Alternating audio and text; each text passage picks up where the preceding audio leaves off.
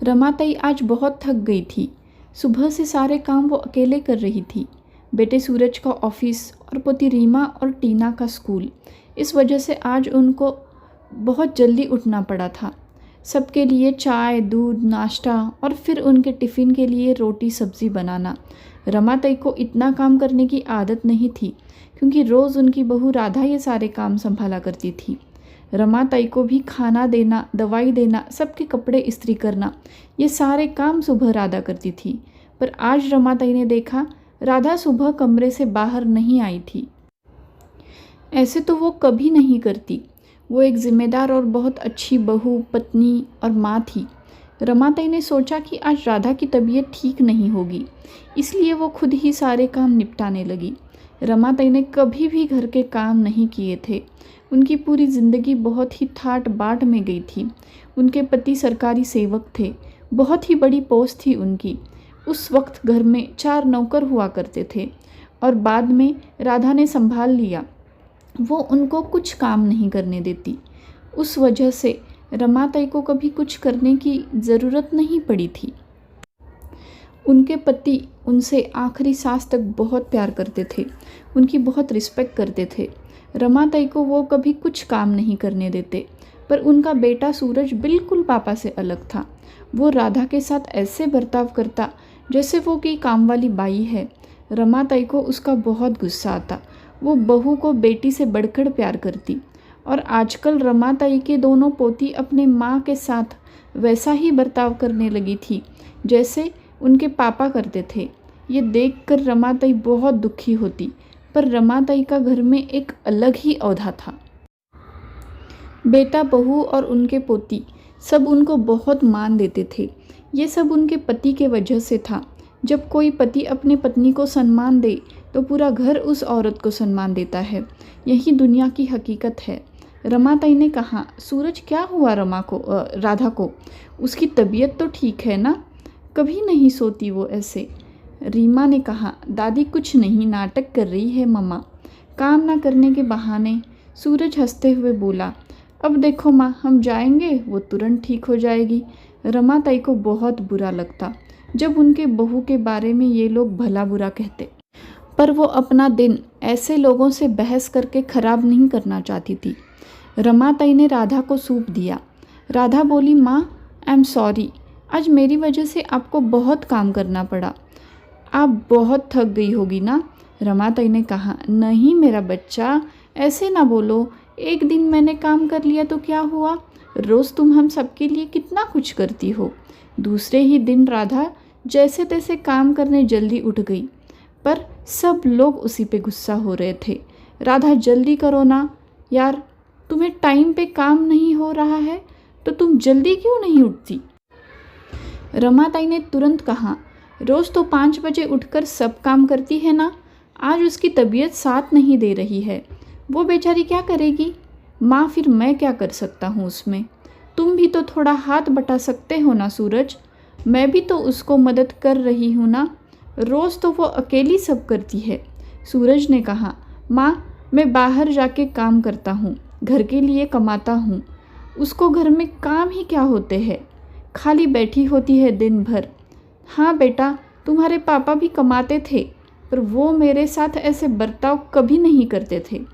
टीना ने कहा, दादी आपकी बात अलग थी, आप इतने स्टैंडर्ड हो, दादू आपसे बहुत प्यार करते थे।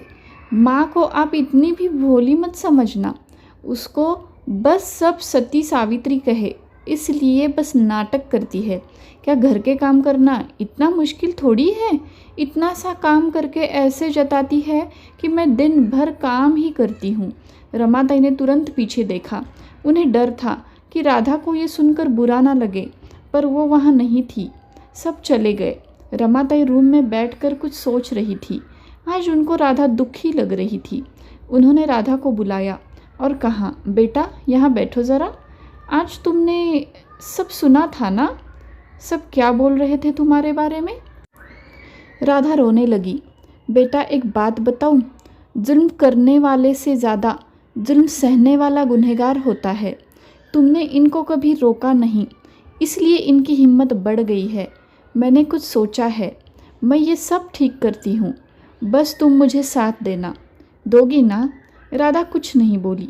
रमाताई ने कहा, राधा, तुम्हारी बेटियाँ आज तुम्हारे साथ ऐसे बात करती है, कल सास के साथ ऐसे बर्ताव करेगी। तुम माँ हो, सह लोगी, सास नहीं सह पाएगी। ऐसे ही चलते रहा तो उनका घर कभी नहीं बसेगा। नहीं माँ, मैं मेरे बच्चियों को सुखी देखना चाहती हूँ। आप जो बोलोगी वो मैं करूँगी। राधा ने कहा। अब शाम हो गई, सब घर वापस आ गए। रीमा और टीना ज़ोर ज़ोर से चिल्लाने लगे, माँ पानी देना। रीमा ने कहा, माँ भूख लगी है, जल्दी गर्मा गर्म रोटियाँ बनाना। सूरज ने कहा, अरे मेरी स्लीपर कहाँ रखी है? मैंने बोला था ना, मैं जब ऑफिस से जाऊँ तो स्लीपर मेन डोर के पास रख देना ताकि मैं तुरंत उसे पहन सकूँ। कहाँ गई ये औरत? टीना ने कहा, मम्मा कान में रुई डालकर बैठी हो क्या? रमाताई वहीं हॉल में अखबार पढ़ रही थी। उसने बताया, वो नहीं है, बैग लेके चली गई। सूरज ने पूछा, मतलब क्या है आपका? पता नहीं बेटे, मुझे लगता है आज सुबह तुम सब उसे भला बुरा कह रहे थे, उसने सुन लिया। बुरा तो लगेगा ही। उसने मुझे बोला, माँ मैं मायके जा रही हूँ। मैंने कहा, ठीक है बेटा, पता नहीं कितने दिन रहने वाली है। माँ ये तो हद हो गई, किस काम की तो नहीं है और अकड़ देखो इसमें। उसे बोल देना अब रह ले वहीं पे, इस घर में पाँव रखने नहीं दूंगा मैं अभी। रमाताई का गुस्सा अब उफल रहा था, पर उन्होंने उसे काबू किया। दूसरे दिन सब सुबह उठकर चिल्लाने लगे। सूरज पूछने लगा, माँ नाश्ता रेडी है क्या?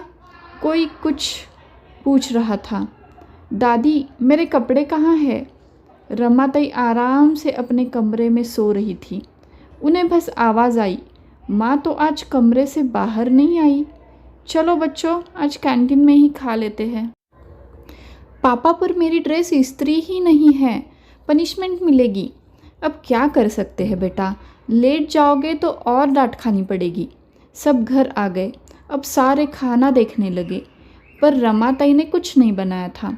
सूरज ने पूछा, माँ क्या आपकी तबीयत ठीक नहीं है? रमाताई बोली, नहीं बेटा, मैं एकदम ओके हूँ। आज आप कमरे से बाहर नहीं आई और खाना भी नहीं बनाया, इसलिए पूछ लिया। अरे नहीं बेटे, मैं उस राधा जैसी कम पढ़ी लिखी थोड़ी हूँ, उठकर ये सब काम करूँ। मैं स्टैंडर्ड हूँ। मैंने मेरा खाने का बना लिया और खा लिया, अब अपना अपना बनाओ और खाओ। पापा ये दादी का ही कराया है सब, आपको हमारी ज़िंदगी में क्यों दखल देनी है? आप बूढ़ी हो गई हो, अपने आप को संभालो ना। रीमा अपनी ज़बान को लगाम दो। रमाताई ने आवाज़ ऊंची की। सूरज बोला, रीमा शांत हो जाओ बेटा। रमाताई बोली, मैं तुम्हारी माँ जैसी सती सावित्री नहीं हूँ ना, जो तुम्हारी बदतमीज़ी सह लूँ। अगली बार ये गलती भूल के भी नहीं होनी चाहिए। रमाताई अपने रूम में चली गई। उन्हें रीमा की आवाज़ अंदर रूम तक आ रही थी। पापा आप क्यों चुप रहे और मुझे भी नहीं बोलने दिया? सूरज ने कहा, आज माँ ने तो हद पार कर दी। तुम दोनों परेशान मत होना, मैं उनसे बात करता हूँ। ये घर अब मैं चलाता हूँ, पापा नहीं। यहाँ मेरे कायदे कानून चलेंगे। पापा ने भी माँ को ज़्यादा ही सर पे चढ़ा के रखा था, पर मैं पापा जैसा पागल नहीं हूँ। चलो हम रेस्टोरेंट जाके खाना खा के आते हैं। अब रमाताई गुस्से से लाल हो गई थी। वो झट से उठ गई और उन्होंने राधा को कॉल करके बुला लिया। जब रीमा, टीना और सूरज खाना खा के घर आए तो उन्होंने देखा 3 बैग भरी हुई मेन डोर के पास रखी थी। रमाताई वहाँ खड़ी थी। उन्होंने कहा, अपना अपना बैग उठा के निकल जाना यहाँ से, ये घर मेरा है। तुम्हारे जैसे घटिया सोच रखने वाले लोगों के साथ हम नहीं रह सकते। उनके पीछे राधा खड़ी थी।